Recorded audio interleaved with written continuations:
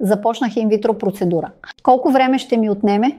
Това е един от най-често задаваните въпроси от пациентите. Ще продължи ли 1 месец, 1 година или 20 дни? Всъщност представям една опростена схема на лечение.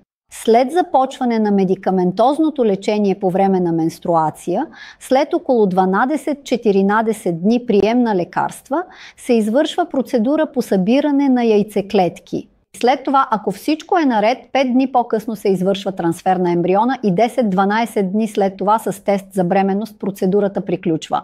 Но това е при най-простите случаи и при пациенти, при които не възникват никакви проблеми. Ако при пациентите има проблем свързан с матката, ако не са подходящи за пресен трансфер или ако ще правим генетичен тест, тези срокове могат да се удължат. Затова схемата на лечение задължително се определя според пациента и съответно се определя времето за провеждане.